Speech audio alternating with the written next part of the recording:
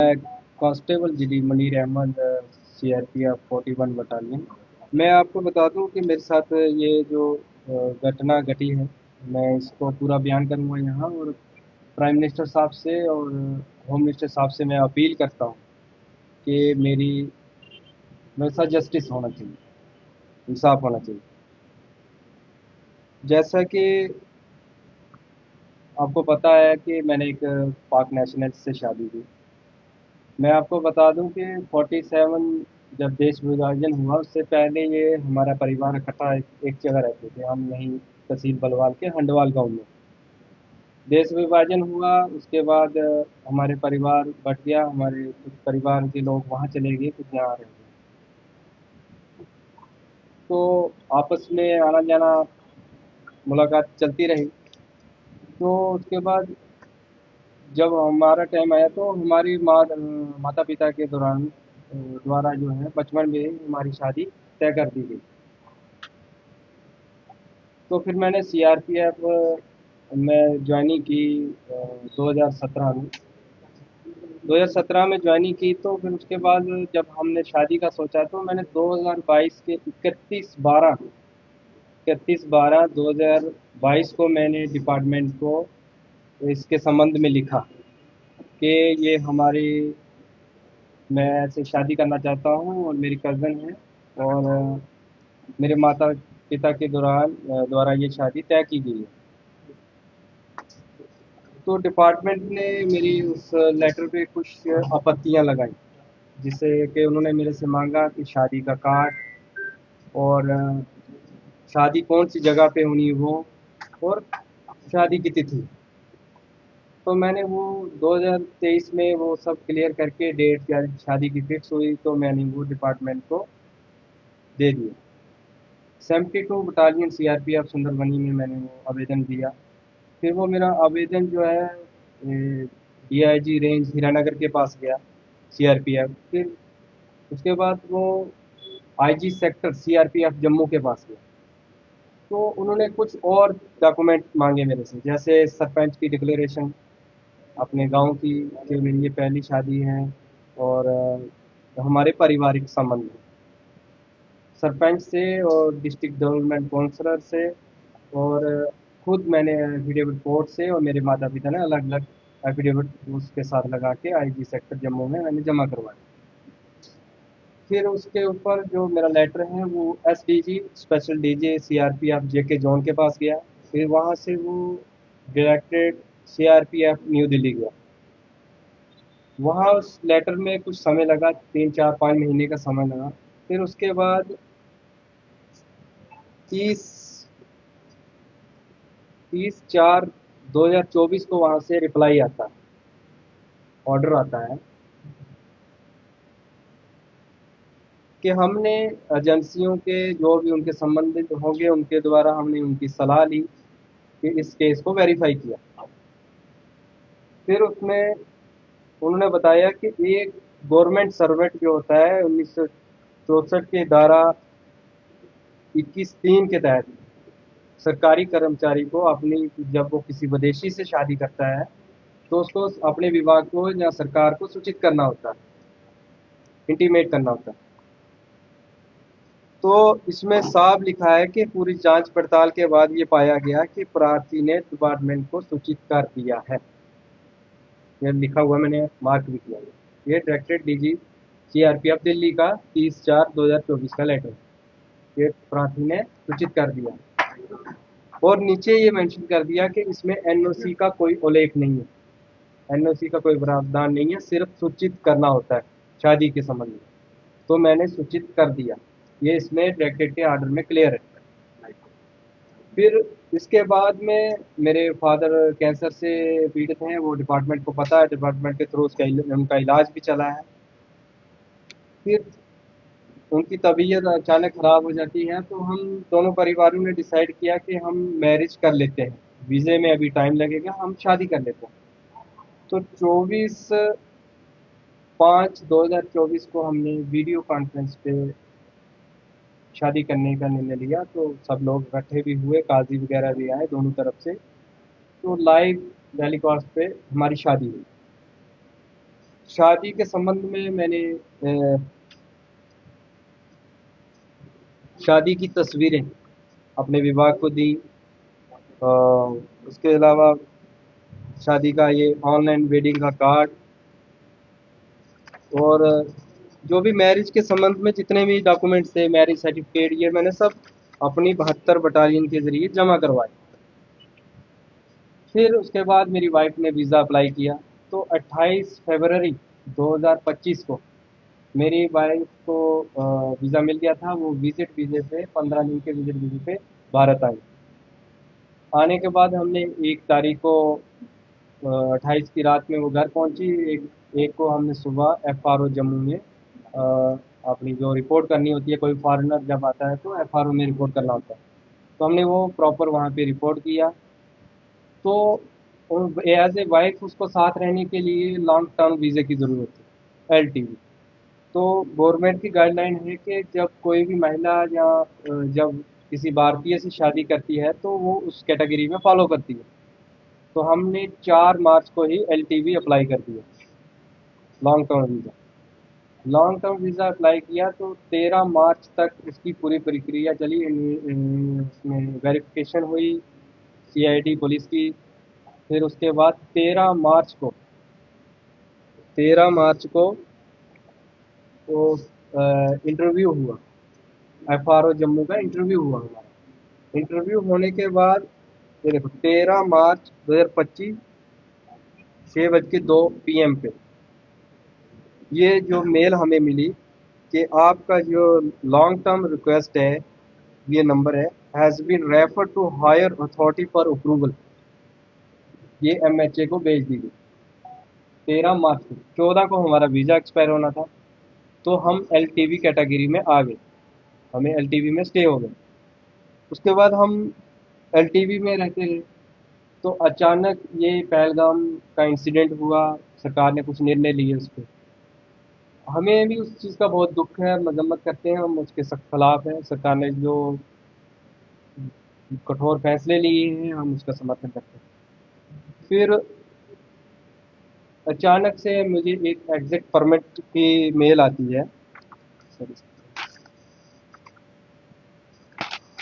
Exit permit की एक mail आती है, तो उसमें लिखा होता है कि आपको जो भारत से जाना पड़ेगा, आपका एग्जिट परमिट ग्रांट हो गया। तो मैंने जब बात की तो उन्होंने बताया नहीं नहीं, आप एलटीवी में हैं। कुछ देर के बाद हमें एक मेल और आती है, ये 26 अप्रैल 2025 को 4:42 पे आती है, मेल आती है। इसमें लिखा है कि decision on your exit permit against application ये number stand cancelled, we are reexamining your case, कि हमें नहीं जाना है, आपके केस के ऊपर दोबारा देखा जा रहा है। और गवर्नमेंट ऑफ इंडिया का जो नोटिस है, जो ऑर्डर आया था, जो ये वीज़े रिवूव का, उस वो ये है, उसमें क्लियर लिखा है गवर्नमेंट ने, ये सीरियल नंबर 16 वीज़े हैं। उसमें एलटीवी एक ऐसा मात्र वीज़ा है जिसके ऊपर ये कोई भी डेडलाइन लागू नहीं होती। एग्जिट परमिट जो है, एग्जिट वीज़ा, ये सभी हैं, एलटीवी वैलिड है। Issue of new visa allowed, new वीज़े जो मिलेंगे वो सिर्फ यस एलटीवी को ही मिलेंगे। और ये ऑर्डर डेडलाइन जो है नॉट एप्लीकेबल, एलटीवी पे ये लागू नहीं होती है। ये क्लियर था। हम इसके इस दौरान हम रहते रहे। फिर 28 में भी 28 या 27 को हमें तहसीलदार की तरफ से एक नोटिस आता है विजिट वीज़े का, ना कि एलटीवी का। एलटीवी का उसमें कोई जिक्र नहीं है, विजिट वीज़े का आता है। वो लिखते हैं कि आपका विजिट वीज़ा 22 मार्च को ख़त्म हो गया है। हालांकि हमारा विजिट वीज़ा 14 मार्च को ख़त्म हो गया था, 22 को नहीं हुआ, 14 मार्च को ही ख़त्म हो गया। तो हमने उस टाइम हमें जाने के लिए बोल दिया, तो हमने अपने एडवोकेट अंकुर शर्मा जी से बात की। तो हमने हाई कोर्ट से अपील की कि हमारे साथ ये गलत हो रहा है कि हमने ये एलटीवी में आते हैं, हमने पूरी परमिशन से शादी की है, सीआरपी को इंटीमेशन किया हुआ है, सारे डॉक्यूमेंट्स लगाए। तो हाई कोर्ट ने उसको सुना। ये उस टाइम सुना जब जम्मू से पीसीआर से हमें रवाना कर दिया था अटारी वाघा बॉर्डर के लिए। हाई कोर्ट ने सारी ये चीज़ें सुनने के बाद एक ऑर्डर निकाला, जिसके ऑर्डर के तहत उन्हें वाघा बॉर्डर से वापस हमारे घर लाया गया कि इनका जो ये केस है ये एलटीवी में ही फॉलो करते हैं। जब घर आ गए तो कल अचानक मैंने कुछ सोशल मीडिया पे कुछ ऐसे न्यूज़ चैनल मैंने सुना कि सीआरपीएफ जवान के खिलाफ कुछ एक्शन लेने वाली है, जवान ने कुछ वायलेशन की। तो होते होते शाम के कोई 5:30-6 बजे कुछ 4 लोग डिपार्टमेंट के मेरे घर आते हैं। ये 41 बटालियन से आते हैं, कुछ जम्मू आईजी सेक्टर ऑफिस से आते हैं, सीआरपीएफ वन क्लास से। उन्होंने आके एक नोटिस दिया, जब मैंने उस नोटिस को पढ़ा, उसमें फर्स्ट पैरे में उन्होंने लिखा है कि अ, जवान ने निकाह की सूचना डिपार्टमेंट को दी है। निकाह ही मैरिज होती है, मैं आपको ये क्लियर करता हूँ कि निकाह ही मैरिज होती है, वही मैरिज है। निकाह की सूचना दी है, उसके बाद वाइफ को वीज़ा ख़त्म होने के बाद इलीगल तरीके से यहाँ रखा। हालांकि ये एफआरओ की तरफ से हमें अप्रूवल है, जो कंसर्न अथॉरिटी है वीज़े की, और एलटीवी में उन्होंने स्टे दिया और हाई कोर्ट ने इस चीज़ को माना है। और गवर्नमेंट ऑफ इंडिया की गाइडलाइन भी उस पर यही है, साफ क्लियर है। आप देख सकते हो, इस पे लिखा है नॉट एप्लीकेबल, इस पे लागू नहीं होता है जो ऑर्डर निकला है एलटीवी पे। तो उस ऑर्डर में मेरे पे लिख दिया ये सब कारण उन्होंने कि इन्फॉर्म नहीं किया। हालांकि मैंने जब मेरी वाइफ यहाँ आई, मेरे पास अभी भी प्रूफ है, व्हाट्सएप में है। मैंने 72 बटालियन में विजिट वीजे की कापियाँ, अपने निकाह सर्टिफिकेट, ये फ़ोटो, ये सब चीज़ें मैंने 72 बटालियन में भी जमा किए। तो 72 बटालियन में मैंने ये जमा किए थे। फिर उसके बाद जब मैंने 13 मार्च को एलटीवी का मैंने प्रोसीजर जो मेरा कंप्लीट हुआ, मैंने वो भी अपने 72 बटालियन को एलटीवी के लिए बता दिया कि मैंने एलटीवी में स्टे कर रही है मेरी वाइफ। 23 मार्च 2025 को मैं छुट्टी से रिपोर्ट करता हूँ। शिवखोड़ी रियासी में मेरी कंपनी थी 72 बटालियन की। वहाँ से फिर मैं हेडक्वार्टर जाता हूँ 25 मार्च को 2025 को। कुछ ट्रेनिंग के मामले में वहाँ भेजा गया था। तो 27 तारीख को अचानक सुबह, 27 मार्च को अचानक सुबह मुझे, हमारे मार्का होता है उसमें मुझे बुलाया गया डिप्टी कमांडेंट की तरफ से। तो मुझे बोला गया कि आपको ट्रांसफ़र कर दिया गया है 41 बटालियन भोपाल मध्य प्रदेश में, तो आपको वहाँ पे रिपोर्ट करना है। तो मैंने वहाँ पूछा कि क्या कारण है। मेरा अभी 2027 में जेएनके का टेन्योर पूरा होना था, क्योंकि जो जवान छत्तीसगढ़ में पोस्टेड होता है तो वहाँ से उसे चॉइस मिलती है। छत्तीसगढ़ ऑपरेशन एरिया के बाद उसको चॉइस मिलती है कि आप कहाँ जाना चाहते हो। तो मैं छत्तीसगढ़ का टेन्योर काट के मैं चॉइस पोस्टिंग जम्मू में आया था। तो मेरा 2027 में ये टेन्योर कंप्लीट होना था। तो मुझे अचानक कर दिया। मैंने कहा कि मैं डीजी साहब का इंटरव्यू लेना चाहता हूँ कि ऐसे मुझे अचानक क्यों ट्रांसफ़र किया जा रहा है। तो उन्होंने कहा कि नहीं, आपको अभी हमने आपका मूवमेंट ऑर्डर निकाल दिया है, आप चले जाइए, आप 41 में रिपोर्ट करिए, वहाँ से आप इंटरव्यू लीजिए।